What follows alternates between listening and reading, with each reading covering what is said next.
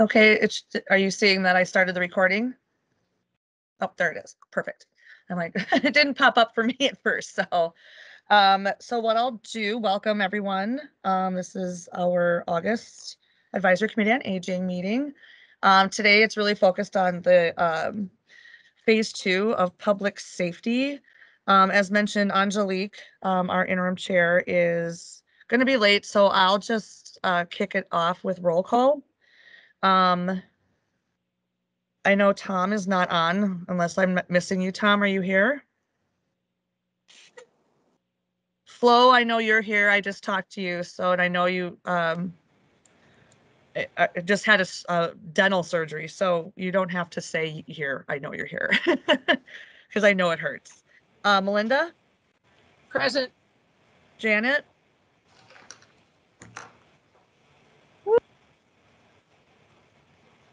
Paulette? Yep, I'm here. Hazel? Present. Angelique will be late. Ellen? Present. And Beth? Here. All right. Well, and hey, I'm Janet. I'm here, even though I couldn't get myself off mute when when you call my name. I sound perfect. Okay, before we start, we do have a quorum present. Does anyone have any questions before we start with what the process is? I know we've had this conversation before when they did phase 1 of public safety, and we spent some time. So I really appreciate everyone's willingness to work with me and to go down with these questions. So I'm just going to start off unless there's anything anyone wants to say first. Nope. Okay. So since last summer, regarding the city's efforts at reimagining public safety, what have you liked and what have you not liked?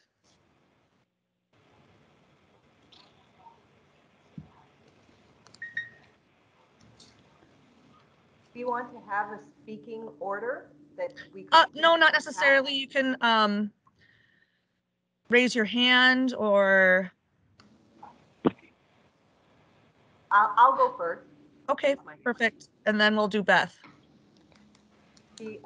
I like the concept of having healthcare or mental health responders and decreasing the armed police from attending those incidents. What I don't like is the fact that there hasn't been, I don't feel that the ballot measure has been very well described. That they say they're going to do these things, but I need to know the steps that they're going to go, not just a gentle outline. Okay, thank you, Beth. I couldn't agree more. You're exactly right, in my opinion, and many others, that, I mean, I love the idea that mental health or safety officers, whatever the word is, I mean, we're so caught up in words, unfortunately. I mean, if it's called a counselor maybe, or an officer, but any public safety personnel versus an armed police officer who hasn't had mental health training or counseling training necessarily, or at least I mean, maybe if it was communicated, if officers were showing up, what their background is, what are the training protocols. I think that there needs to be more transparency.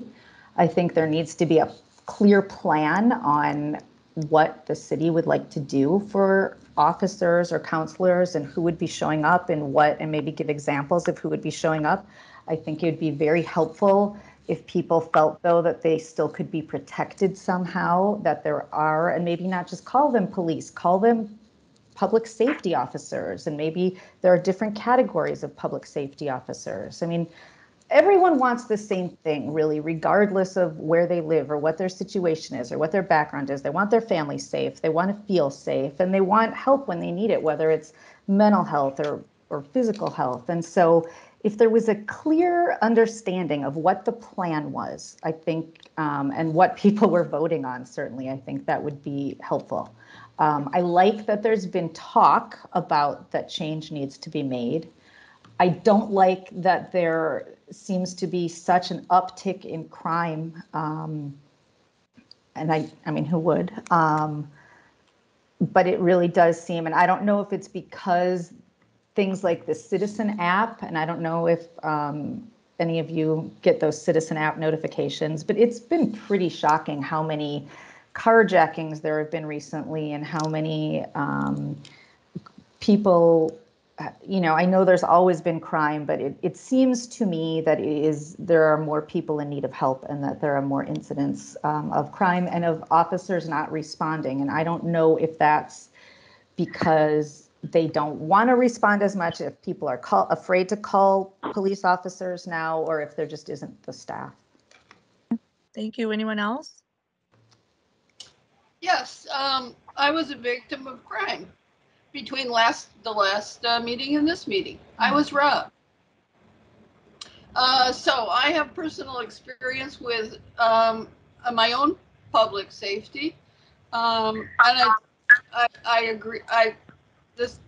My wallet was stolen. It took 3 hours for a police officer to come. It wasn't considered a robbery. I consider it an invasion, an act of aggression, because somebody jumped into the back seat of my car while I was in the car and took my wallet. So I've been in the last 2 weeks replacing everything, and it's a major inconvenience. But it wasn't a physical assault on me. It was a professional job. The person was, I was at the Seward Co-op. The person 15 minutes after was already at Target trying to cash in. And when I did talk to the police, they said, "Oh, that's typical." They all of that kind of crime, they all go to Target. It's a big box store. That's where they can cash in. So, but in terms of the whole debate going on, swirling around public safety, I think we almost might be better served for it not even to be on the ballot in November, because it is so fraught with misunderstanding. Now, I have not liked any of the conversation about comparing Minneapolis to Portland, Oregon, to Newark, New Jersey, to Austin, Texas. Those are all major metropolitan areas that have had this experience. Austin, Texas has had a terrible experience. Newark has had a better experience. And somehow or another, Minneapolis seems to be the petri dish of the nation right now. And I don't like the whole emphasis on, oh, we'll just experiment and see how it goes. I think that is not going to serve anybody's interest. So public safety is on everybody's mind. And I think that I really think that it's possible that it won't be on the ballot in November, and perhaps that would be the best thing. Well, I can assure you it is on the ballot. But it might not be. No, There may be a special election. A judge. It's being appealed right now. It's being appealed right now, and it may be consigned to a special election. That may happen. So, I mean, that hasn't been determined yet. That's yet to be determined. But that's the problem with this whole public safety debate, to be determined. I mean, there are no clear-cut answers, and people don't appreciate that. okay. I'm going to ask quickly, who is the 203 number that joined us? That's Tom Weiss. I have had trouble signing in, and so I have just came in on the telephone. Okay. Nice to see you, Tom. Yeah, can you let me know in minutes who's present? Yep, I will tell you right now, and thank you for taking notes. I really appreciate that. And I also want to make sure that you have an opportunity to give your input as well. The people who are present besides yourself are Flo, Melinda, Janet, Paulette, Hazel, Ellen, and Beth. And Angelique should be joining us shortly, but as of now, she is not here. Yeah. Okay, Okay, this is Janet. I think I agree with what everybody has said. I'm working for the amendment. Hoping it gets on the ballot. Really wished it got on the ballot last year. I really wanted to see it on the ballot last year. I didn't want it to be dragged out a year here because I really felt it would muddy the waters, and it really has, I'm afraid. My feeling is that as much help as the police are now, if we got a little help on homicide investigation from another jurisdiction, I think that would at least be probably as much police help as we're getting right now. People who have their cars stolen are getting them back without any of the evidence being processed at all. So, and basically they're finding their own cars in the impound lot is where they're finding them. So there really hasn't been help on finding the cars or on finding out who did it. So yeah, I mean, I think that, and also, I think I really want to see this passed because I don't really think the mayor is the one that should be in charge of um, a public safety department simply because a totalitarian mayor could leave us in a very, very bad situation. Um, and there wouldn't be very much that the city council could do about it. They'd be fairly helpless. Um, so anyway, that's kind of where I'm coming from, and I'm working actively for it. I hope it gets on the ballot. I'm with Paulette on not being sure that it will. That the people who are contesting it legally are going to go down. They're trying to go down and time it out as far as um, by contesting it past the time when it needs to be on the ballot and the ballots need to be printed. So um, anyway, okay, that's all I have to say, I guess, for now. Okay. Does anybody want to add anything like what changes you want to see in the next year and who you think should be responsible for implementing those changes? I like the idea of the mayor working with the city council, not the city council choosing or the mayor choosing, but working in conjunction together, kind of like if you look at Congress, ideally working with the president, at least getting some semblance of bipartisanship, or I mean, even if they're the same part, it shouldn't matter party. Public safety is a health issue, it's a mental health issue, it's a safety issue. I mean, there shouldn't be division, ideally. Right. Thank you. I'm afraid that if we go to a committee making decisions, that it will take forever for us to reach an agreement on the changes that are necessary. I would agree. I see no way that a 13-member city council can handle administering what has not even been determined yet. We don't know how the new city council is going to be, who's going to be on it and who isn't, and they're certainly not collegial. That would be there's no ability for them to reach any kind of consensus. And I feel go ahead. Oh, I was going to say that I vote for Beth's bipartisan arrangement, where the mayor has to sort of answer to the council. The council gets to advise. Or that's how I took it. That's what we have now. Yeah, or maybe, I mean, at least they somehow, I mean, maybe the mayor has the final say, but has to take the advice somehow, or there has to be a 2/3 vote, something like the way Congress and the president works together, where there's representation and compromise, ideally. What is going to go? So we're having this conversation. What difference does it make? Where is it going? Who So can this hear? is, yep. So this is the Office of Violence Prevention, who has been leading the reform for public safety, the work. This is phase 2 of their engagement. They've collected the first round of data, and we had that conversation before. And so from that first round, that's why they're diving deeper into these questions, kind of asking more targeted questions versus the overall, like, what do you think about even changing our public safety? Like they want to know where do you go to get your information on public safety?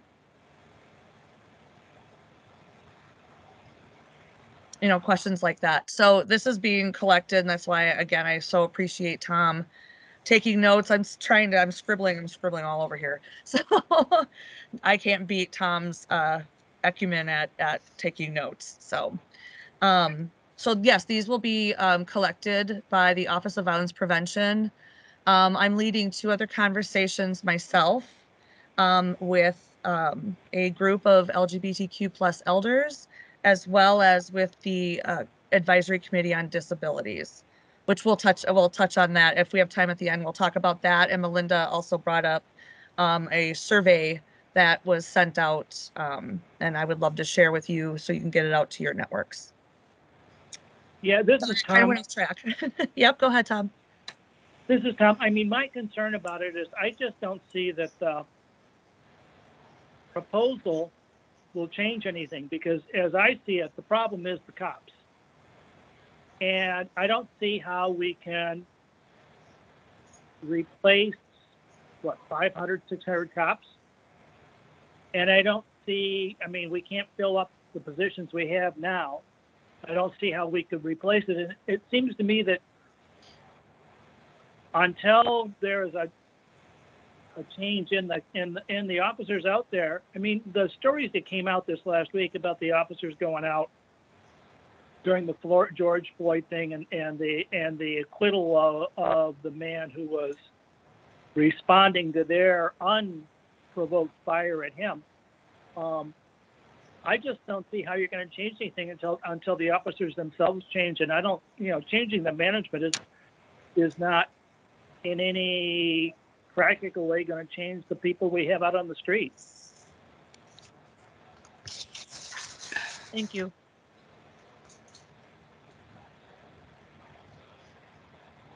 I am curious about this question they're asking about where do you all get your information about the efforts of the city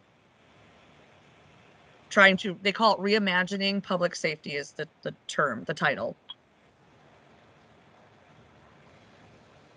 Or do you not, or is that like... So where do we get our information, you're saying? About the efforts of the city's Office of Violence Prevention and any other efforts to reimagine public safety. I get emails from the city that are like City of Minneapolis updates. I get my city council person emails. So I get a lot of Minneapolis newsletters. I read the Star Tribune. I read the Minnesota, what's it called? MINN Post online. So those are kind of my main local sources. Okay. And also on social media. I follow the city, various local elected officials, a lot of, on Twitter, Facebook. Those are, I guess, the main places. Sure. I just basically read Liz Navratil. She's the bottom line. She's the most authoritative source of information, the Star Tribune reporter for the city council. And that's my bottom line. And I am incidentally turned off by words like reimagining public safety. Okay. That is a turnoff, as far as I'm concerned. It just doesn't resonate. That is just, it's just too loosey-goosey a term for me. So, and holistic is another one that turns me off. Okay, I don't read the Star and Tribune because they have a paywall and I refuse to pay for my news. I will go around, I will look at their headline and then go around and find the same story from a different source that doesn't charge me if I have to. Um, uh, I get stuff from the city, but also I'm also getting stuff from Black Visions and 3 or 4 other organizations that are working for the amendment. So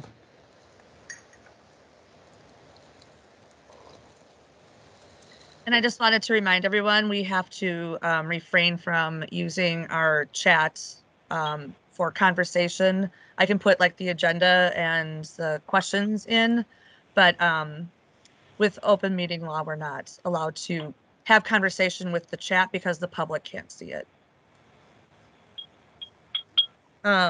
Okay, thank you. Anybody else have anything to add before we move on to what is happening in your respective communities as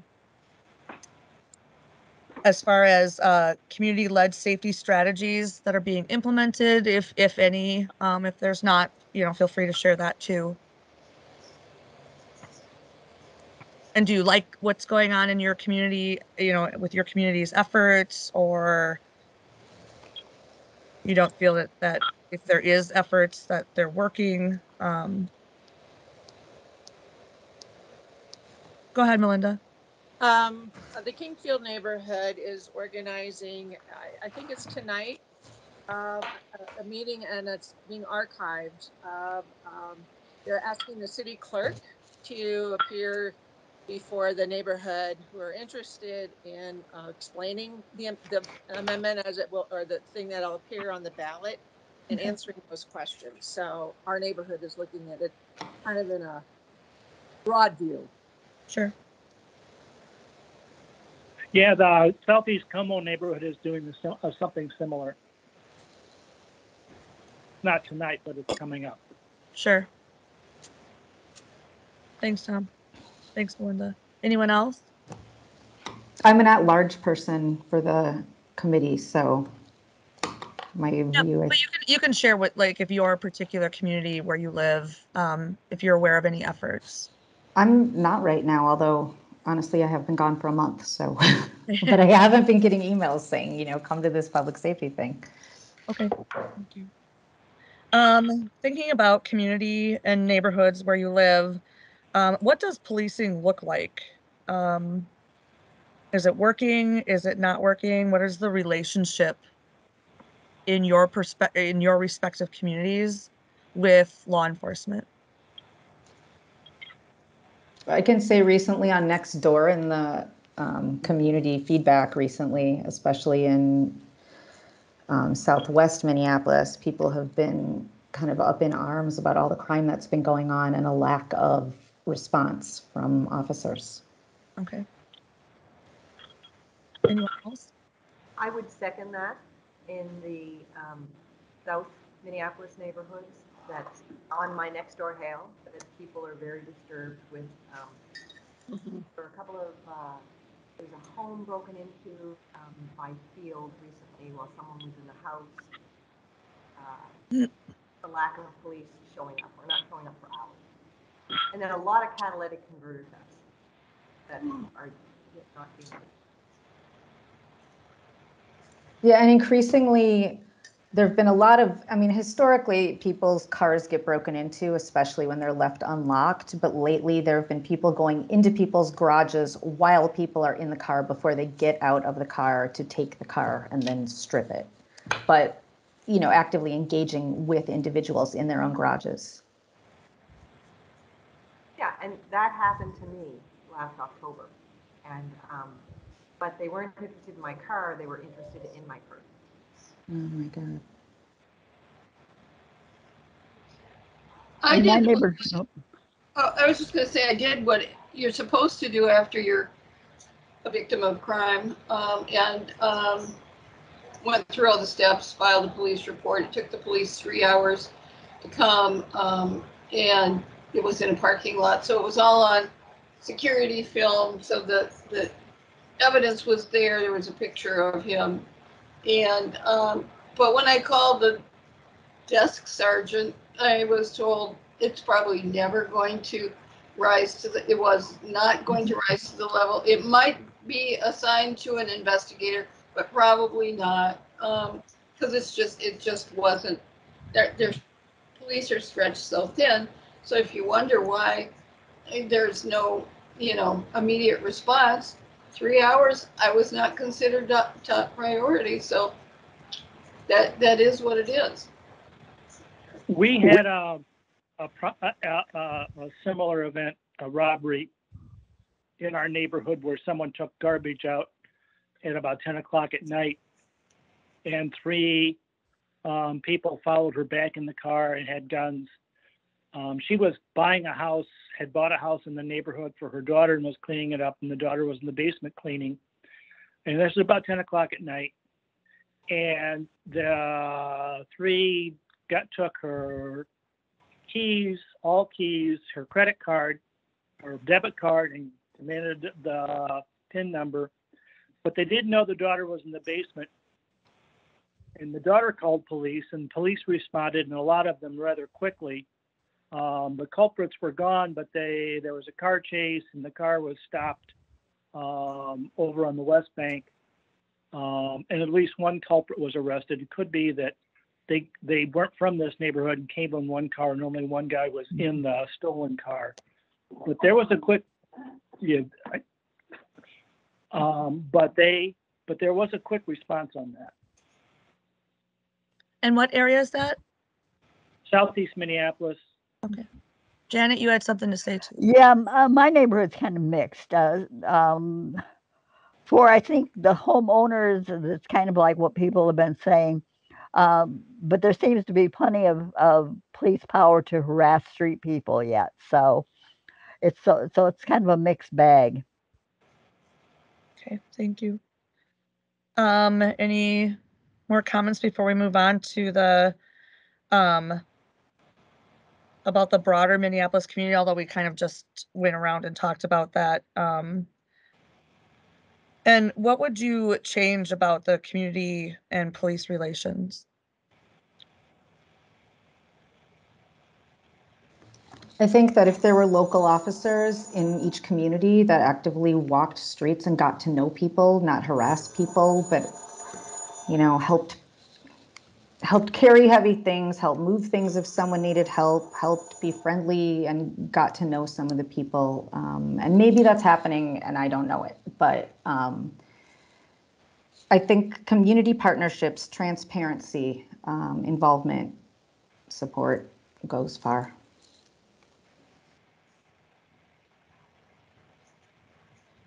Anyone else? Hazel? Got it. Yeah, I unmute myself. I agree with what Beth just said. I mean, it has to do with training police officers and how to work the community. Like Beth said, I think a lot of them, and I don't know for sure, are not of the community, so they don't know the people. Um, and so the best way to do it, I mean, and the training has to start from the top down. I mean, because if you have uh, uh, the top that doesn't care about community, the rest of the office is going to follow suit because they're going to follow what's the function of the part of the department. So if the whole department has to change the attitude about community relations, so they have to.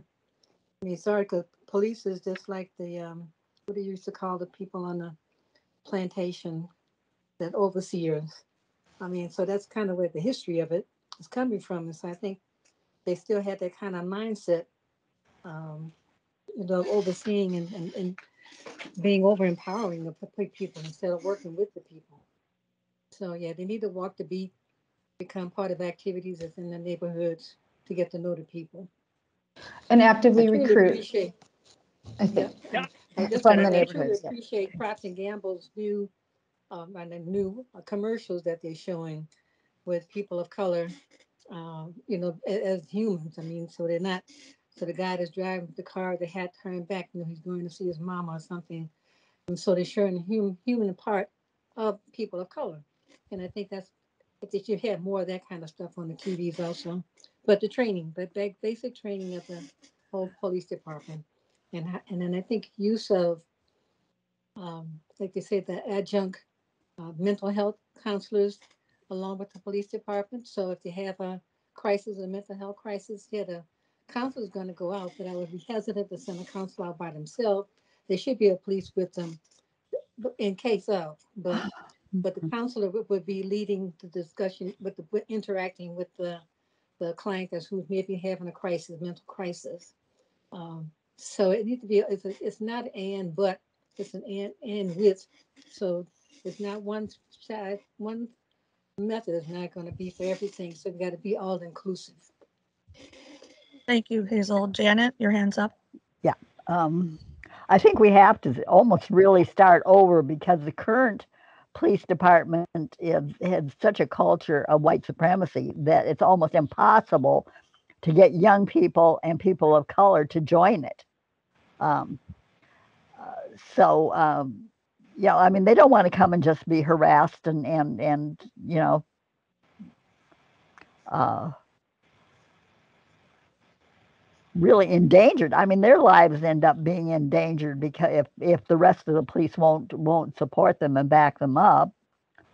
So it's really necessary to really start over and start with people who really are sincerely concerned about public safety, not just being in a position to bully others.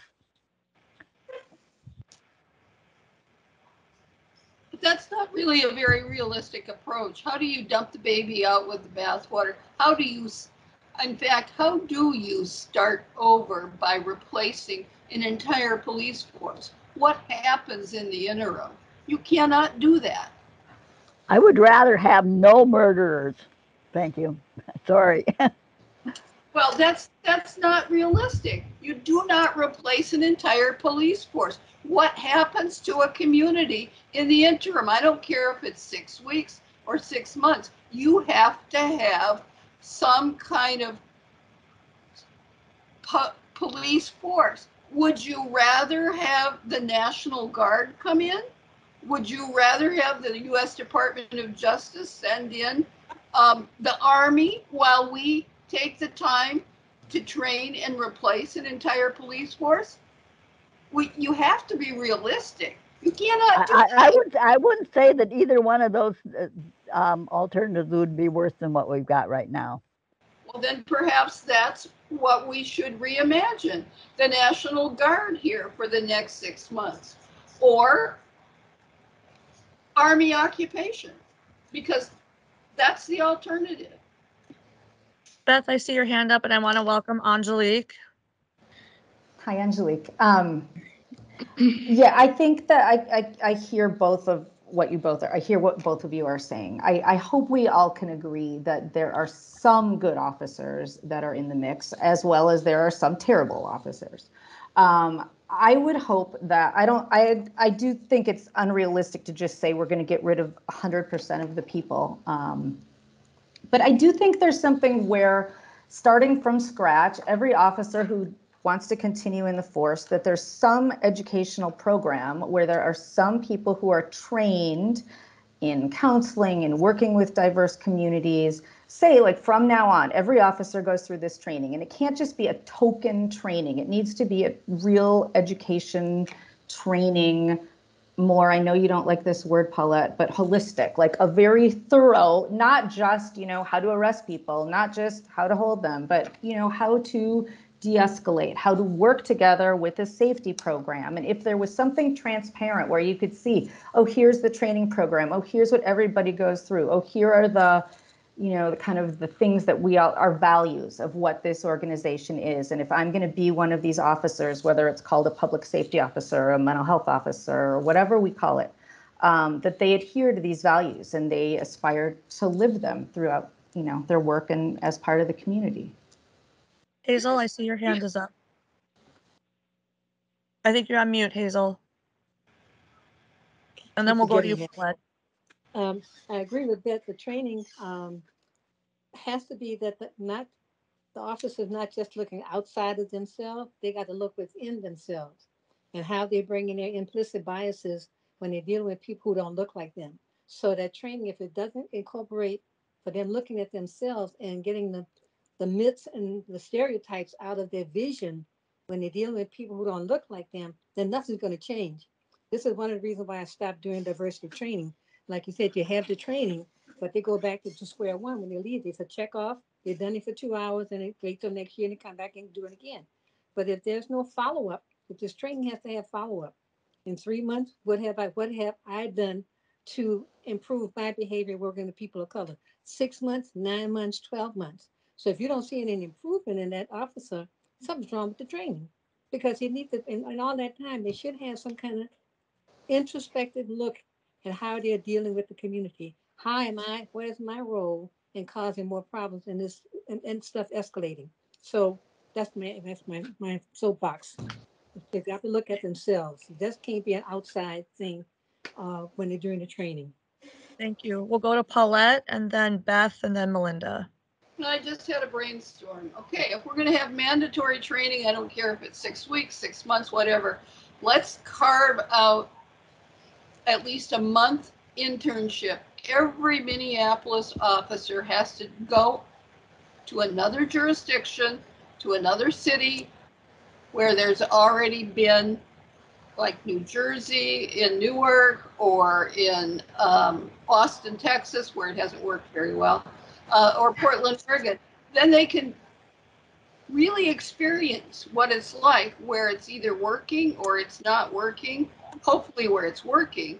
But, shed the garment of being in Minnesota and go and work in a jurisdiction where it's already working, in an internship, and get a new perspective without their buddies. Because in a lot of ways, it's a very, very closed community, the police force.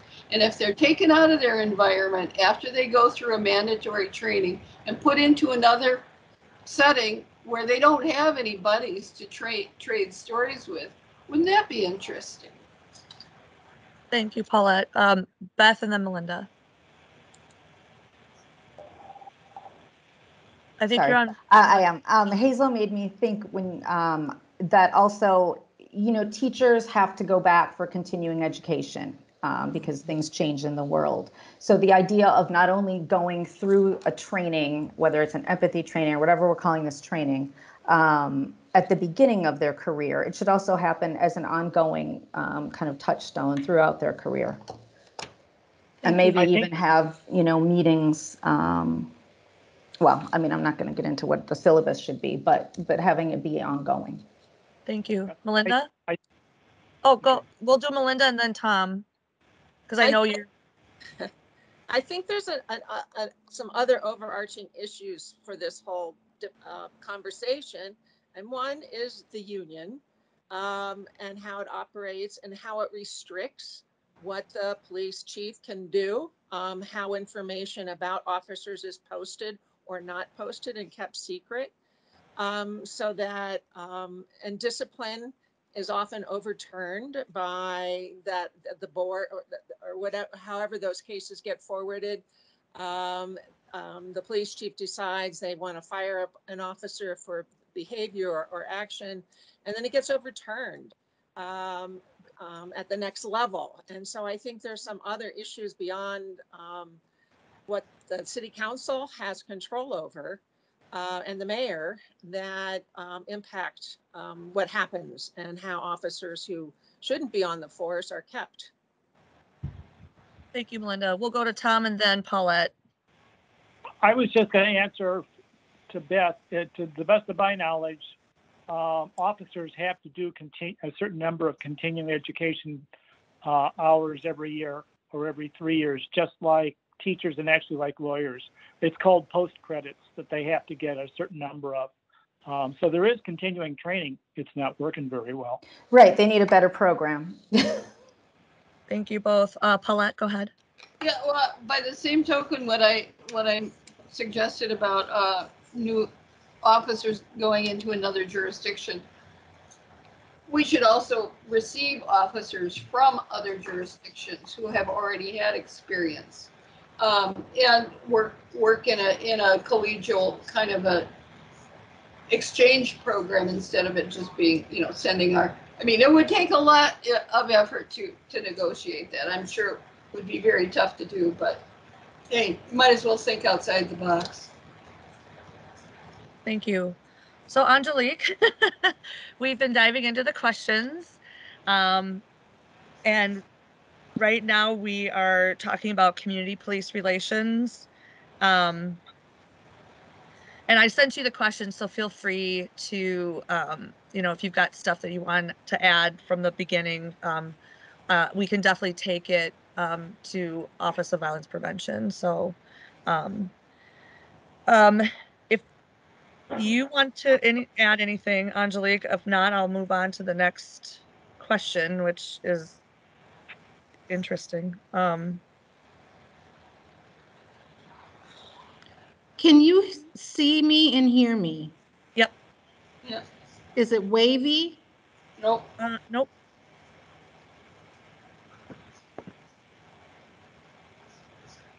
Nope. Are you there? You seem to be locking up a little bit, though.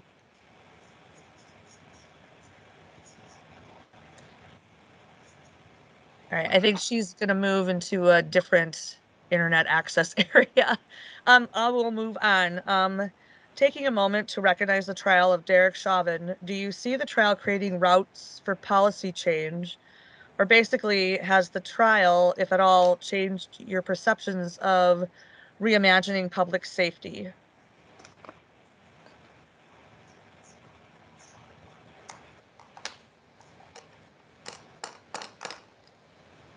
And we can, if there's, I know it's a unique question. I'm going to kind of paraphrase, and I'm hoping I'm not going off their intention. But clearly what happened with the murder of George Floyd and then the subsequent arrest and trial of Derek Chauvin, and there's other officers too, kind of brought front and center globally the issues within the city of Minneapolis and our law enforcement. Do you think that the trial opened up, and the fact that the officer was prosecuted, created routes for policy change? If so, do you have an example of what policy changes? Because I do, I don't know if you've heard, but Police Chief Arredondo, he did, along with the mayor, put in some different policies, such as not the officers are not allowed to, they're not supposed to stop individuals for like a light out or for things hanging from their mirror, etc. And then how was the trial, if at all, did it change your perception of reimagining public safety?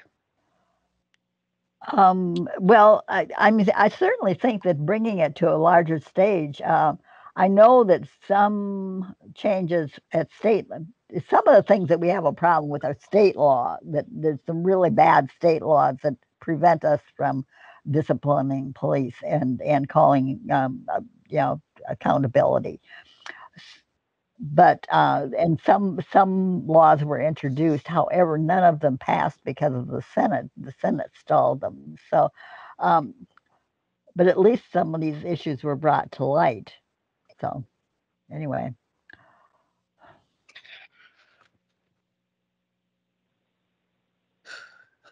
That was quite a walk, Angelique. Paulette, did you have something to say? You're on mute. If I'm not mistaken, I think out of the Chauvin trial, new officers who are on duty with an established officer, like Derek Chauvin, are now empowered to be able to make the judgment that this is not appropriate, you have to stop this. We weren't trained to do this. And that's a change because of the hierarchy of the chain of command, better way to phrase it, would not have allowed a lower ranking or a very new officer to say, I'm not participating in this, I'm stepping back. We weren't trained to do this. So I think that may, I think that, at least that's my impression, that has been instituted as a change. And if so, the chain of command um, needs to be looked at and strengthened so that when an event like this happens, it's not going to be impossible for a lower ranking officer to say, stop, this is not how we were trained.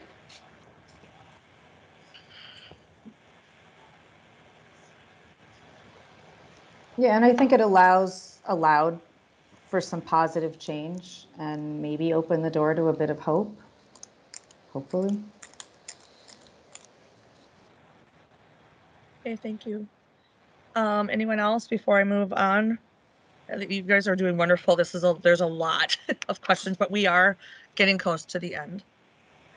I did watch a training about what Paulette was talking about, and to watch the body language of some of the officers during that training, you know very well that they aren't going to be, they're not going to be applying what they were taught because, um, yeah, they're not absorbing it in their bodies. Let's put it that way. Thank you. Melinda and then Ellen. I think it raised awareness around the world about the state of public safety. And I think this was a call to action that something needs to change.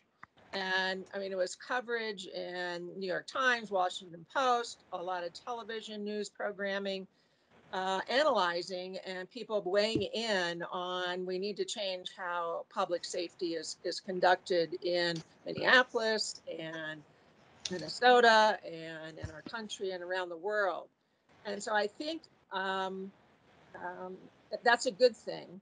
Now, whether we follow through on any of that is another thing. And as was pointed out, our state legislature didn't let this go forward. I mean, there's politics of all of this involved, as well as strong unions and weak mayors and city councils, and all of that is all wrapped up in this. And yet, I'm hopeful that something can change and be better. And I appreciate the members of our committee or people of color who are speaking up for their communities and opening my eyes to, I don't have the same experience.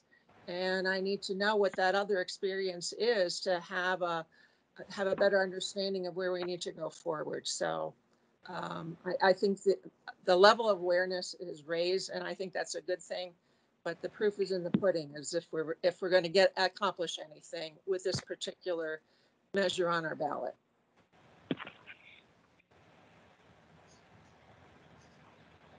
Sorry, Ellen and then Hazel. Spend the whole meeting telling people they're on mute.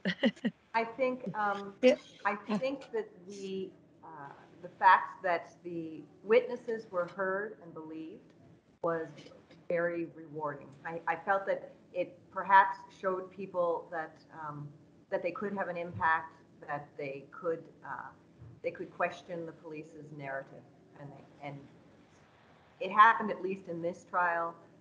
It doesn't happen in all of them. Thank you, Hazel. I mean, I agree with Melinda, but I think that with part with George Floyd is that Miss Frazier videotaped it. Had not the videotape been there, we wouldn't be where we are now. So she did the world a favor by doing that. I know it's traumatic for her to deal with that, and I'm glad that she's getting counseling for it. But without that, we wouldn't be where we are now. But I want to say that I think to see the effect of all of this worldwide, people now have become more conscious and are not going to just stand by and let things continue the way it has in the past. So I think you're seeing more and more people confronting um, the police and what they're doing to people of color. So you're seeing more and more of that, in the news, and people are not standing by idly letting it continue to happen. So that's a good part of that.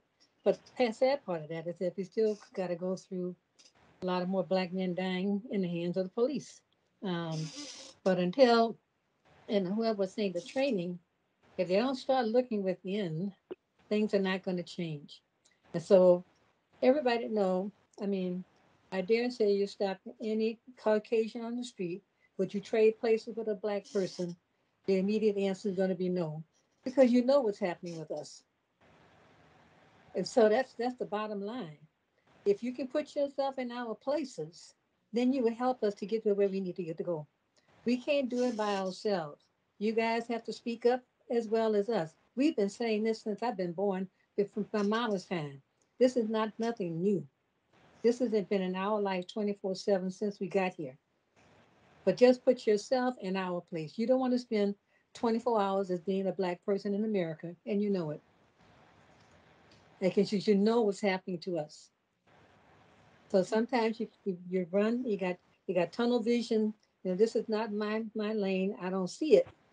Open your eyes and see it, because it's happening every day.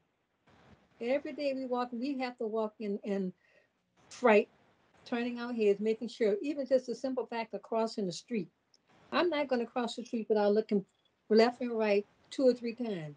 You watch a Caucasian cross the street. They on their phone, twisting, talking, looking straight ahead. They don't look left or right. And I'm looking at this and saying, how can you be that confident? Privilege. That's privilege. You know you're not going to get hit. I don't need to look at my environment. Something just as simple as that. And when you take your next drive out, check it out. And you can see a black person gonna look left and right a couple of times before they cross the street. White person walking straight ahead, no turn to the head at all. That's just one piece of what we're dealing with. That's all I have to say. Thank you, Miss Hazel. Alain, did you have your hand up still, or?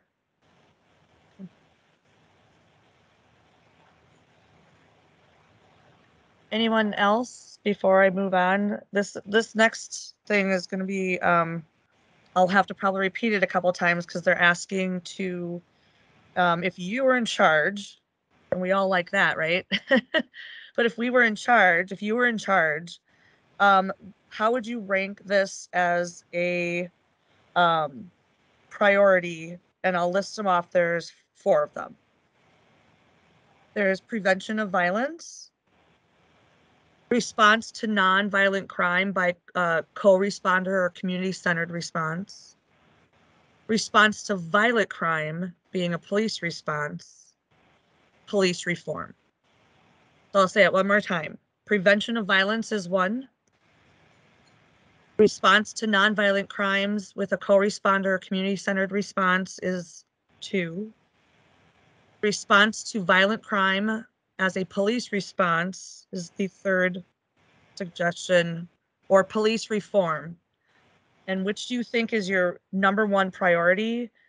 And who do you feel is responsible for it? And what would that look like to you? So if you picked police reform, what would that look like to you? And who should address police reform? If that would be your top priority, as an example. Mine would be police reform. That'll be the bubble up, because this is where concerns are. Who would be responsible? I think be the chief and the union personnel. I mean, if you don't start there, because I think as Melinda talking about, the power that the union have with police. So the whole umbrella has to be the training of that whole section there. So who's responsible would be the chief and the union to make those changes in their department. If they don't see that they have a problem, then that's a problem. Thank you, Ms. Hazel. Beth, I see your hand up, and then Angelique. First of all, Hazel, you speak so eloquently, and your words are always appreciated, and I agree with you. And I think that if police reform comes first, done properly, then prevention of violence, response to nonviolent crime, response to violent crime falls into place. Those other things, I mean, prevention of violence should be part of police reform. All those things should fall into place if police reform is done correctly. Thank you, Beth. Angelique, and then Janet. So would this be, just to clarify, these priorities, would they be our recommendation to, is it for the Office of Violence Prevention or is it specifically for the police force? Nope. So this is phase 2 of the Office of Violence Prevention's community engagement and outreach to get more input, which is why the questions are a little bit of a deeper dive than the first round when we had these conversations. And so all of this will be turned over to the Office of Violence Prevention. There are other community meetings happening all throughout the city. I mentioned I was doing, I have 2 more. I'm doing one with the Advisory Committee on People with Disabilities while my colleague is out with paternity leave. And I will also be doing a community group with LGBTQ plus elders. So, so there are definitely other committees and communities that will be having this exact conversations, and these questions were developed by the Office of Violence Prevention. Okay, so with that being said, because I just wanted to make sure I wasn't offering up something that doesn't apply to the. So for me, what's speaking to me the most and is on my heart is violence prevention, because of all of the things that I see and I experience in my daily footsteps coming from North Minneapolis and then working downtown Minneapolis, and basically having downtown be my extended neighborhood for all of my life, and what's going on in North Minneapolis. And so I see mental health issues that are not deep mental health issues that are not being treated. You have all kinds of people walking around downtown Minneapolis right now in all different states of lucidness, not lucid, non-lucid, many people experiencing homelessness. Weekly, regularly, I see fights with big groups of teenagers. The last time I broke down sobbing, it was just so overwhelming because I was already watching the news. It's like the globe is on fire. We had the Afghanistan thing, the height of that going on, and so many things going on in the world. And so it breaks my heart when I'm downtown and I see mobs of teenagers.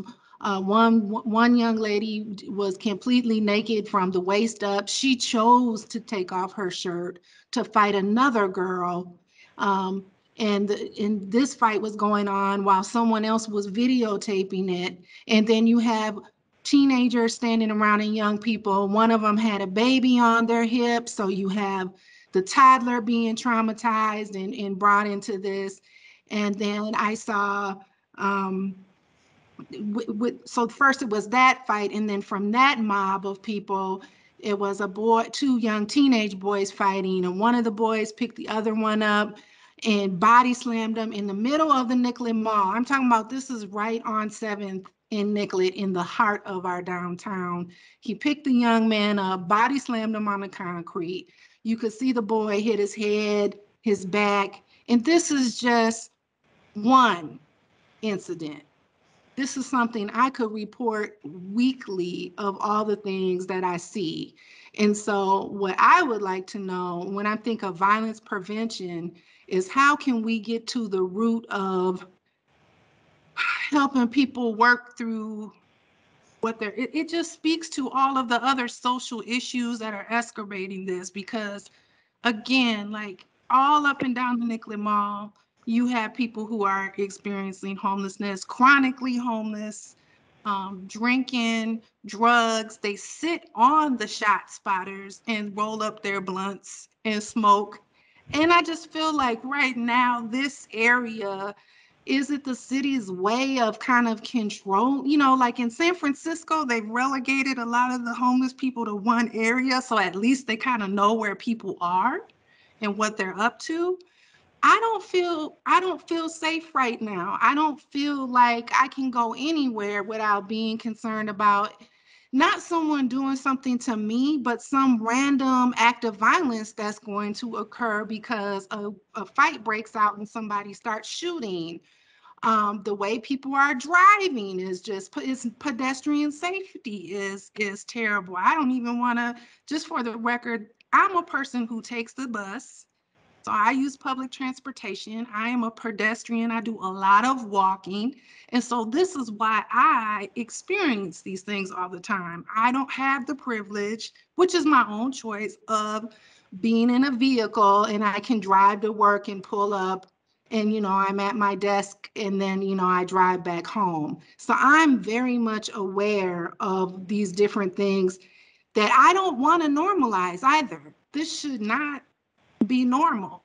But when you live in this environment, the more you're exposed to it, the more normalized it becomes. And I'm not okay with that.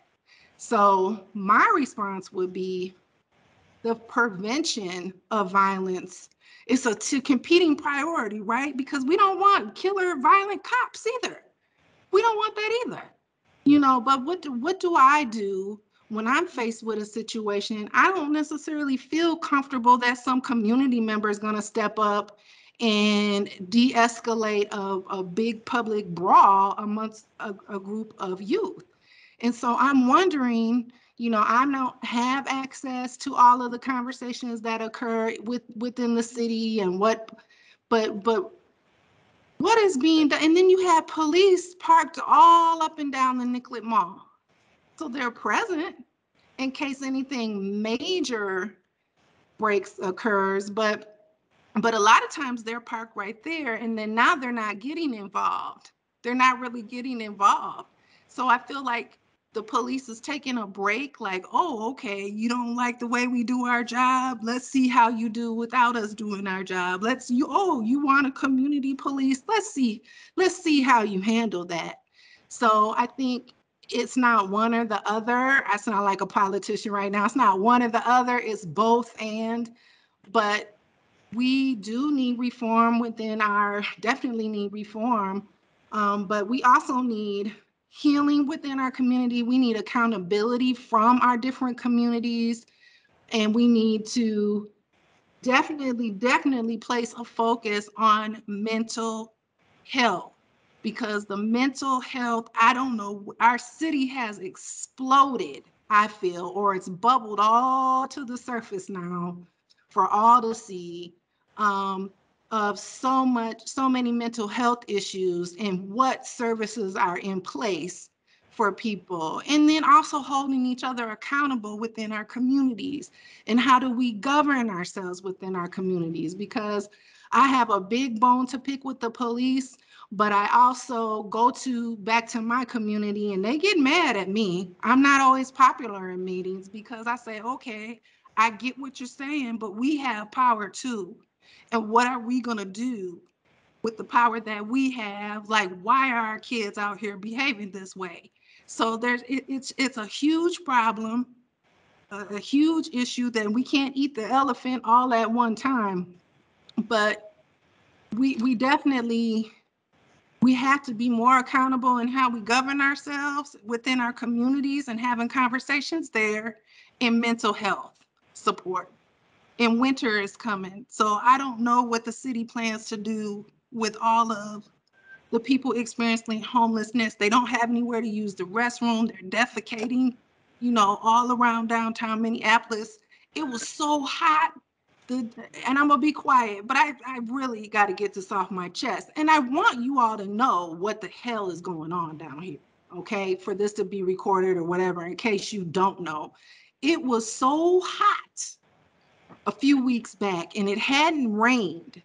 I sat at the bus stop, and I could smell day-old urine wafting out of the alleyways, coming up out of the corners where people have used the bathroom in the city, hadn't, come and sprayed and cleaned. You could see the streets were dirty, and it hadn't rained. And I'm not used to that. I'm from Minneapolis. And so I'm like, am I like in New York City, or am I in Minneapolis? Because it was just, this is where we're at. This is where we're at. So my priority again is violence prevention. Then I would say police reform. that's where I'm at with it. Thank you, Angelique, very much. Janet? Yeah, I'm with the violence prevention and a lot of what Angelique said. My bus stop is at 12th and Lake, and um, it's very much, I don't think there's a fighting there, but the people are just a little older, but, so many homeless and so many people with drug addiction problems. And um, the police are there a lot watching them, but that doesn't mean that two of them haven't been murdered lately. And there's been shots up there again the last couple nights. So, um, I feel so sorry for people who are not getting really any kind of services that they so desperately need. And, you know, hurt people. So I think a whole lot of our crime problems are people who are just hurting. And I'm also for replacing a whole lot of the police with grandmothers because I think it's an improvement to have people who love young people and I mean I've worked with a lot of young people who have been in and out of gangs and you know all they really need is just just a little bit of help on finding their way. I mean, abandoning them does not help them make better choices. I mean, having older friends, I think, is very helpful for young people to make better choices. I'm always preaching my intergenerational ideas, but yeah. Thank you, Janet. Beth?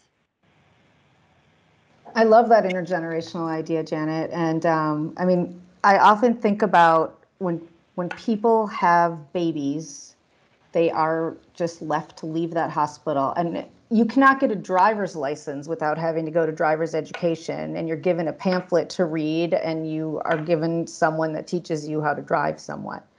But you have a baby and you're just on your own. There is no, unless you've enrolled in something. So that idea of grandmothers going in and talking to people or making some kind of a how to parent and here are resources if you need help, because all these things go together. All these, mental health, and none of these things are, oh, I'm just interested in education. Oh, I'm just interested in violence prevention. Like these all go together. It's all being part of a community.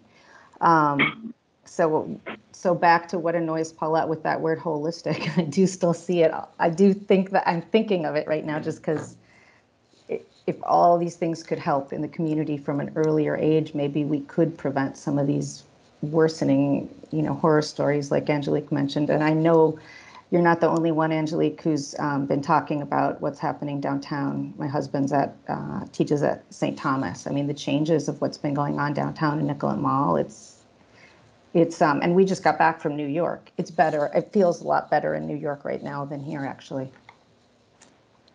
And Angelique, I see you have your hand up. I was just going to say, we have to ask, how did we get here? Because I've never seen anything like what I'm seeing right now. Never. And that's coming through, Murderopolis, the crack epidemic. You've always had youth who fight, you've had gang violence, things like that, but I've never seen what I'm seeing right now. And the mental illness, and then also the drug addiction, and I've never felt unsafe before the way that I do now. And again, I don't think anybody will do anything to me specifically. It's the randomness. It could be a beautiful sunny day and everything's flowing, the birds chirping and the water's flowing. And then all of a sudden something just totally random will break out. People have nowhere to go to be. So they're standing around, entertaining themselves the best way that they can. But how did we get here? And that's what the city of Minneapolis and the state of Minnesota, how did we get here when we have more nonprofits than anywhere else in the United States? and people that are employed in these positions. How did we get here? Is it working? Is what we're doing working? That's my question for the city of Minneapolis, if anybody ever watches this in the state of Minnesota. How did we get here? And how do we get out of it?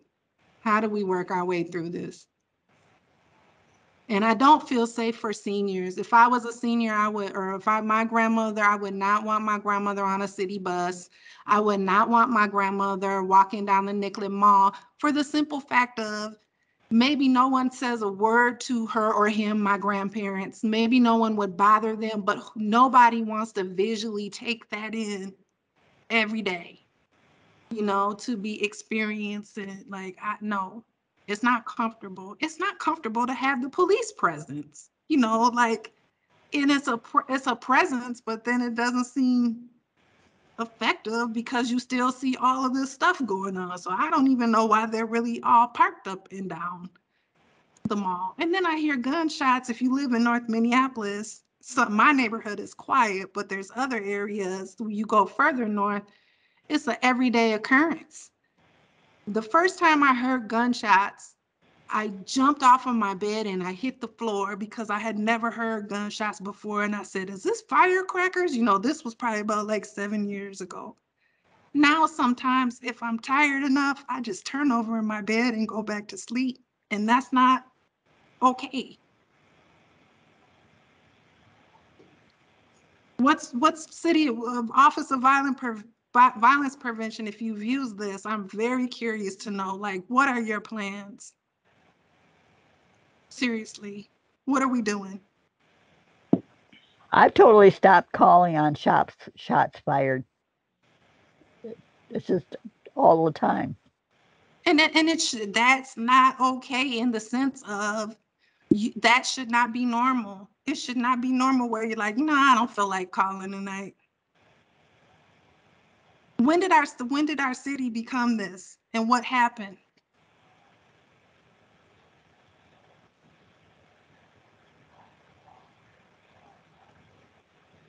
There I are no easy answers for that because it's multifactorial. I mean, it's all coming together. I mean, in my past life as public health nurse, I worked with teens. So you have about 4 generations, especially people of color, of teen mom to get teen mom, get teen mom. So you got about 4 generations who have lost adult leadership. So therein lies one problem. So you have children raising children.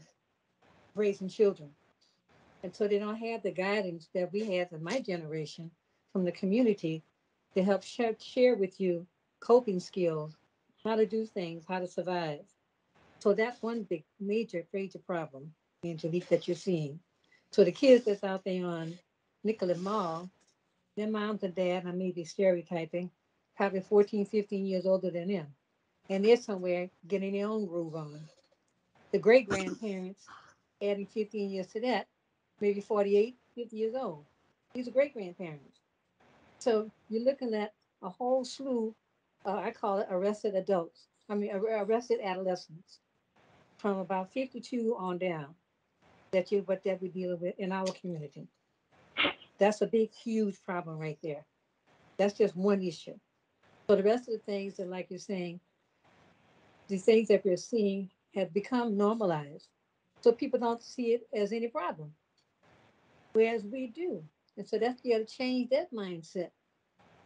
Then you have the easy access of guns that are in the communities. They don't want, the NRA got a big chunk on that and don't want to stop that. So so you got a whole lot of steps that we got to do. It seems insurmountable, but like you said earlier, we got to take this elephant one bite at a time. But if you start pulling in all these factors that has gotten us to where we are, because we have incrementally accepted it as part of the normal state in our environment. Now we're at the top of the volcano when stuff is all bubbling out and over. So that's That's a where we good are. analogy. Yeah. At the So top because of all the this stuff is volcano. under, yeah. And so all the stuff is bubbling up, has been bubbling up, and now we are at the top and it's coming out and over us. So there's no one solution. This is a whole community have to get together solution. And it's not politics, it's not bipartisan. It's everybody got to get together and say, we got to get back to the basics and recognize what's normal and what's not normal, and don't and to stop giving us that it's okay to do this when it's not. Just like I said, it's the blunt. I mean, and so like you said, like when I'm downtown years ago when they had that class, Christina, that they brought us around when they brought us to 311, but they had the cameras all around the city, so they see what's happening downtown Minneapolis.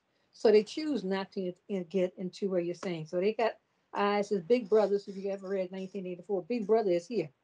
They got cameras all over the place, seeing what's going on.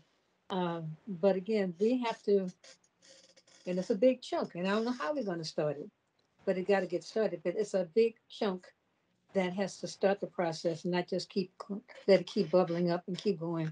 Otherwise, you're going to have more riots and races and mental health issues because people don't know how to deal with it. People don't have the coping skills. They don't have the insulation of the community like I have when I was coming up to help you. I can call somebody. I have auntie. I mean, it may not be a biological auntie, but in our community, if I was coming up, an elder is going to be auntie or your cousin, your uncle. They don't have to be biological, but I know I'm safe with this person because they're going to take care of me. We can't trust that this day. I can't No, trust, I'm not that could. I can't trust my neighbor, but I mean, nowadays, you could trust your neighbor to watch your kid back in the day. You can't do that anymore. There's no reason. I mean, the pedophiles looks like the pastor in the church. So, who are you going to trust? There's a lot of big mistrust going on. Okay, I'm off I my think soapbox. there's, Angelique, you asked a question about how did we get here? I think you have to recognize the schools emptied out last year because of the pandemic. They just emptied out. You cannot look at the situation that we're in today without recognizing we have just gone through a year and a half of a major worldwide pandemic, and the end is not in sight. But that's one factor. The schools emptied out. Now, I have a good friend who lives in South Minneapolis 6 months out of the year. The other 6 months, she lives in Prague, the Czech Republic. That is the fifth safest city in the world. She's going to have a hell of a time coming back here. A hell of a time. And she'll make the adjustment because she knows what to do. But we have to stop preaching to the rest of the world and recognize that the problems are here. And when you empty out the entire school system, and that was a failure, homeschooling was a failure, but it's a public health problem. So I mean, maybe one of the answers is I don't even know if the police force has truancy officers anymore. They probably don't. That's probably gone out of style. But maybe there would be another way of phrasing it. But I mean, I think public safety is not just, shouldn't just be focused around police. I mean, public safety is like, I'm not safe walking on the street. We don't even have the best, our pedestrian safety is appalling. People are being killed right in front of the Hilton Hotel in the turnaround drive. Two people were killed by a runaway vehicle. That is public safety. Of course, the vehicle was stolen. But anyway, well, I that, vote for truancy officers and get the schools back. And if they have to be masked, let them be masked. But get them back in school. That might solve at least 25% of the issues. I think this has been building though, even before. I mean, of course, COVID just pushed it over the edge, but this has been a problem even prior to COVID, at least in downtown Minneapolis. I mean, I could tell just story after story after story because I'm really just a part of it, of everything that I see. And I agree that pedestrian safety is also should be very important. Over north, some of the, you know, like off of the freeway, different intersections, you see bits of cars shattered all the time because someone has crashed into a corner. The speeding, it's just, everyone is just, I don't know what's going on, or I kind of do know what started it, but I'll be getting into political stuff for real then. But I feel like everyone's just doing what they want to do. And because our leadership and people not, a lot of people not respecting the police and feeling even empowered now to whatever control the police did have, like a lot of people are now like, you don't have any control over me. I can do and say whatever I want to do. People are angry and they don't respect the police. They cuss the police out from one end of the Nicollet Mall to the next. And so that's part of the issue too, is building good relations again back with officers, peace officers in the community, because they're not respected. They are not respected, at least from where I see. And I get I get some reasons why, but. Beth, quickly, and then I did not have us walk through accepting the minutes, which is, I mean, this is a great conversation. And we don't have to do that. I don't want to interrupt momentum to do wishy-washy administration stuff. We can certainly accept minutes the next meeting. We can accept both minutes, today's and next. But I did want to put that out there if we wanted to tie up that business too. I was just going to say regarding the truant officers, I think that what replaced truant officers, it became school counselors and school social workers. So that in the ideal world, if a child wasn't showing up for school, a social worker would reach out to the family. If the family wasn't available, connect with the kid, find out what's going on in your life, you know, express support, try and get them involved in maybe some after school programs, get them wanting to come to school and try and problem solve with the family and with the kid.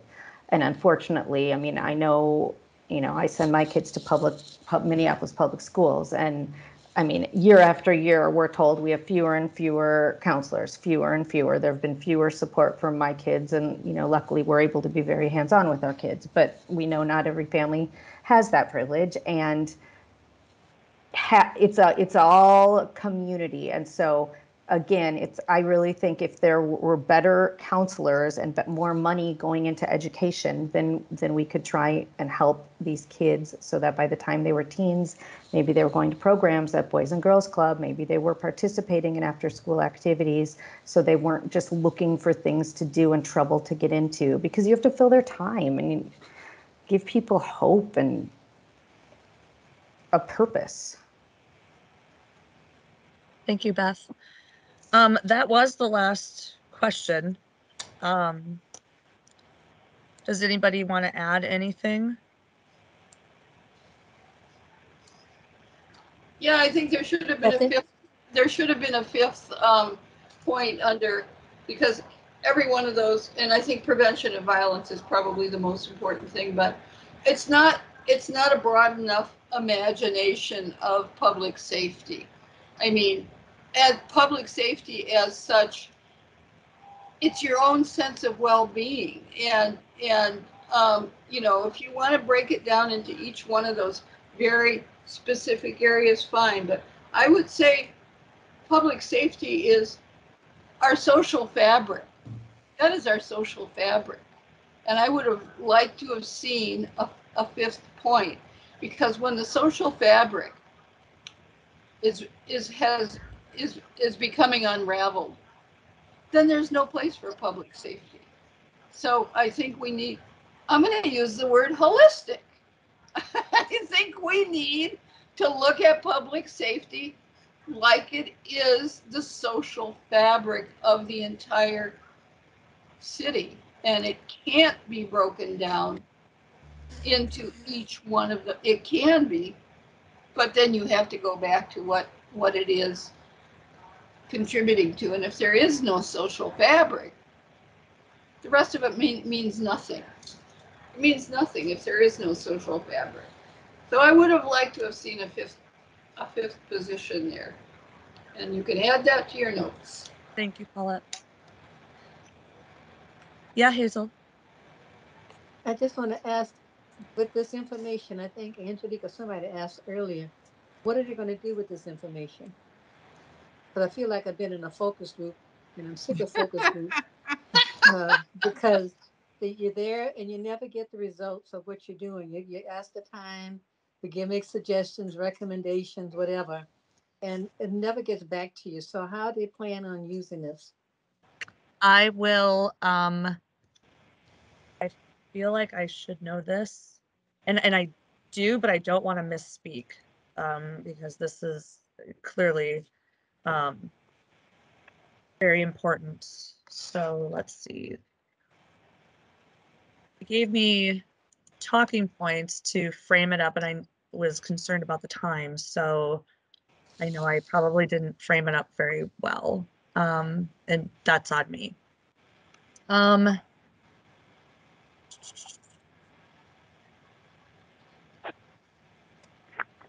I say one last thing? I was just Yes. sitting. You know, I remember in 2013, the city of Minneapolis talking about how they wanted to build density and having a plan in place for building the density, which means adding, more taxpayers and more, residents to the city of Minneapolis. And my question is, my statement is, it sounds really great to say we want to add density, but is the city of Minneapolis prepared to manage the density? Because we have these very ambitious goals for occupying our city, but what about managing our city? I'm sitting looking out the window right now at trash that people are it's just ridiculous to me what's going on right now. Are we prepared to manage this density where are people living? Where are they staying here in the city of Minneapolis? You want to increase On the this tax street. base. You're not going to attract taxpayers. Taxpayers don't want to walk past trash and people sleeping in the streets and to be people loitering outside of the businesses that they go into. If you're a tourist and you come to Minneapolis, you don't want to walk out of your hotel into a brawl and all of these things. And we have to do business here too, or we won't be this city that we are. Why are we a wealthy state and this is going on? Again, why do we have all these nonprofits and we still can't seem to tackle this? So clearly I'm frustrated. Thank you. Flo here. Could I make a comment? Yes, Miss Flo. We need to look overall at policing at the various levels. We're looking only at MPD, but we have the sheriff's office at the county level, and we have state troopers at the statewide level, and then, National Guard and the military. And how we can take an integrated look at policing, period. And security and safety has been the number one issue facing housing authorities and residents for decades. And MPHA, we need to incorporate here because they're developing a partnership with the Metropolitan Council and establishing a whole regional look at all of this. And 7-county jurisdiction and flexibility of moving to work federal regulations. And we need to get pull them into the information exchange and discussion, because the safety security issue is a priority across the fabric of our society as a priority concern, and how we can cooperate and collaborate in revisioning everything. And I'm struck by the essential mission. We need to have a paradigm shift at how we do this, and I have a proposition to prioritize the prepositions so that we're no longer at us, to us, paternalistically for us, and center it on being from us and with us and of us and by us, and put the people and residents at the top of the pyramid rather than the bottom. Thank you, Flo. Thank you for that. It's 2:39. I just want to be conscientious of everybody's time. Did we want to do a motion for the minutes, and then I can give, I just sent out an email that gave the context of what this conversation, like the frame up that was suggested. And there's also a link in that email to access the compilation of the first phase of conversations. So feel free to click that link to see what's how they framed all the engagement the first time. And basically, so this is a year-long process. As of now, that's the timeline. And it is to continue to give recommendations to city leadership on public safety, policy and procedure, et cetera. Beth? Christina, since they asked us for input and our thoughts and advice, can we ask them to please send us what their recommendations are going to be once they've drafted them? Absolutely. Yep. As a matter of fact, I know that there's going to be a lot more engagement. So I don't want to misspeak at how many phases, but and of course the election's going to influence all of this too, right? So there probably won't be anything coming out like super specific until after the election. I also think it could be worthwhile if we asked for them to kind of expedite the process, given what's been going on in the city, instead of, I mean, I know all these, wanting to get everyone's advice and wanting to get everyone's input and thinking about it and talking about it and having to get all the stakeholders involved. And getting stakeholders involved is a good thing, but it also can be, kind of the enemy of progress, where like if you wait too long, all these things are still happening. So if there could be a note that we request, I don't know if you all agree, maybe a quicker timeline than a year. Okay, thank you. Hazel? I just wanted to ask, are they going to do a compilation of what they're getting from all these various groups? So yes.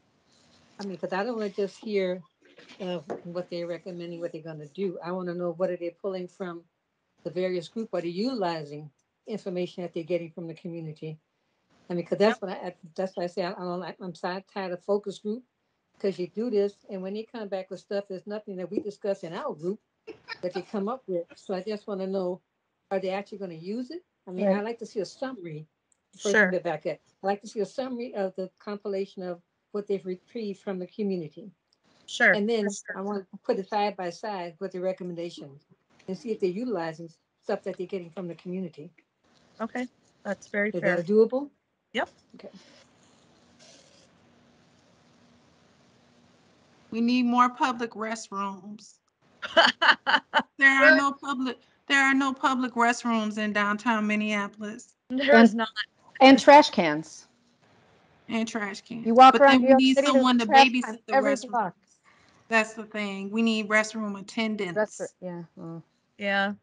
because they get trashed. That's why they locked them all up. But that alone is a public health safety issue, as there aren't any restrooms, and the trash is getting out of ridiculous. Right. That would I be know like, years ago they that would stopped be like using. Paris, you know? Paris has always had public facilities right out in the open. You don't go, so it's safe, mostly for men, but no, really, sorry. But I don't know about the open part, but no, they've got little stalls. So all you can see is from the head. oh, like the shower at the beach or something. You just step in, you're outside. I mean, There's a door. No, there's a door. You know that. I know what you mean. But we're so, and children, people pick up their kids and they put them over a sewer in the street and they let them pee, and we're too hung up about all of this. So you have to do it privately behind a door. I mean, it works in Paris. That's all I'm saying. I have Okay. to make a decision whether or not I really want to stay in Minneapolis. It's getting that bad for me. Yeah, that's There's fair. no comfortable place to go. Office of Violence Prevention. I'm looking dead into the camera. If you see this, there's no foot. There's no. You know what the safest neighborhood right now is? The North Loop. Amazingly, there's no issues down in the North Loop. You can go down there and have coffee and enjoy the beauty of the neighborhood, but I can't go uptown. Really not much going on north side. Downtown is a done deal. Like every footstep right now. And what's up? That's for the camera. All right, I'm done. I'm very, very passionate about this though. Clearly. I appreciate your words. I really do. There's always Iowa. Where do you go? Where do you go right now? I would have to go back to my hometown in Iowa. And I'm seriously thinking about it. Why not? Mall of America, where dreams come true. I'm joking. I'm totally joking. Some of us were born in Minneapolis, so we don't have much choice. We can't go back to where we came from. Yeah. I'm kidding. I'm kidding. But, you know, yeah, no, for sure. You need a motion to accept the minutes? That would be awesome. I make a motion to accept the minutes. I'll second. Tom, did you get that? That was Paulette and Janet. All in favor? Aye. Aye. Aye. And thank you, Christina. Yeah, I'm definitely not very good at chairing this meeting because I forgot all that stuff, and the agenda, we just launched into it. Although we didn't officially like accept the agenda. I suppose we could, but I said if anybody has an issue or a challenge to please speak up, and we'll just take that as everybody was cool with the agenda. And I don't have to, I mean, for our minutes, that's great. But when we post what's called a marked agenda for public view, it doesn't state like who made the motion and who seconded. Are we going to circle back to the senior linkage line and talking about, I was wondering, just because I felt like otherwise it's unfinished business. There's no point in us talking to the senior linkage line if we're not gonna. Yep. So for our next month's agenda, we can bring up the senior linkage line.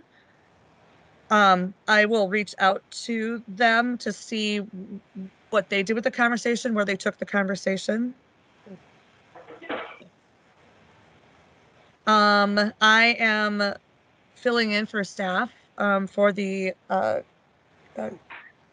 committee on people with disabilities, and so I wanted to talk with them to see if you know how they felt about maybe having a joint meeting to have a conversation at some point. So, And And And I their have- recommendation basically was, oh, I'm sorry, no, go ahead. was one, do a focus group. Okay, thanks for another focus group.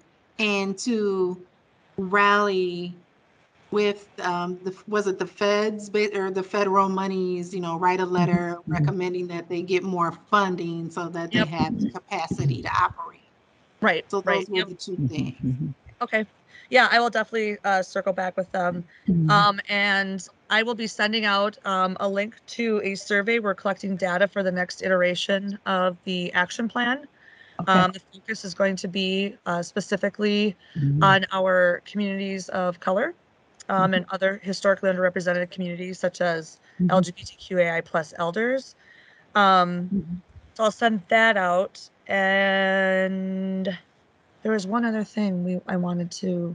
Oh, our bylaws. Don't even get me started on those. So I'm going to send out a draft of some of the the things that people brought to me.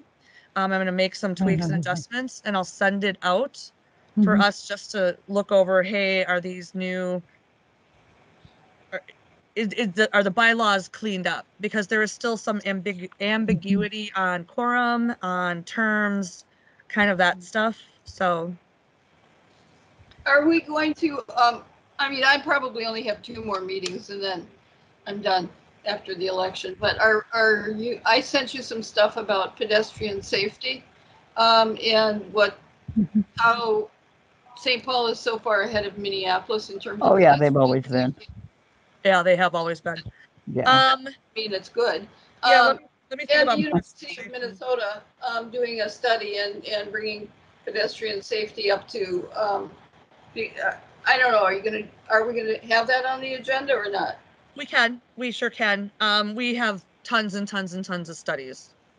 Like we do walking studies, safety studies, all kinds of stuff. We have plenty of studies. So I guess I think I would want to know what we would want to talk about. And Hazel, I know your hand is up. Yeah, I just want to make sure that you send that resource that I sent to you, that I got from that public health nurse, Janet. Oh. I sent you Yep. that resource, so you guys can get that copy. But I'm also going to talk with Dorothea Harris.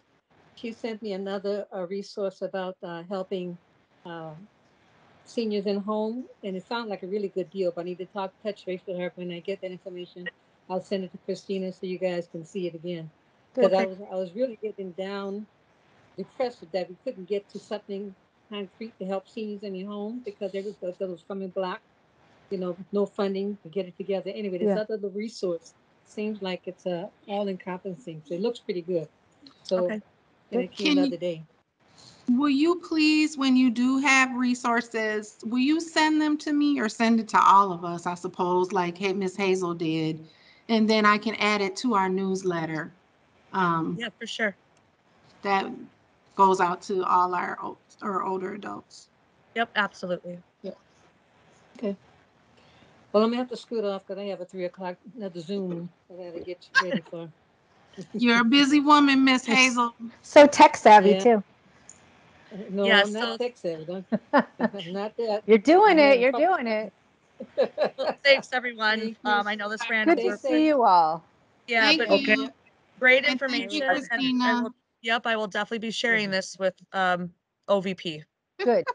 You take mine and let them know I was talking to the camera. Yeah, that was Or important. you gonna see me on a camera like this, you're gonna be like, Angelique told us, now she's on the 5 o'clock news. Now, it could be because I got in trouble with the police, or it could be I was a victim. I don't want to be on it for either reason.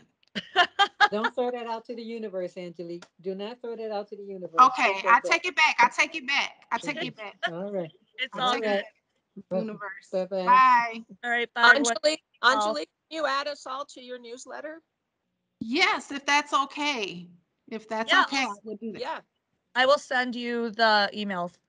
Okay, and Beth, before you end, Christina, Beth, I did contact Cyber Seniors, so we're going to be Zooming because we need people to come and teach some classes this fall. Awesome. I saw that you did. I saw So, oh, you did? I saw Oh, it come through. I was in New York or somewhere and I okay. made, So okay. just so But you know. anyway, good. And let me know if it doesn't move forward because then I'll bug them. Okay. Okay, All right. thanks. All right. Anna Lynn. Bye. Bye, everyone.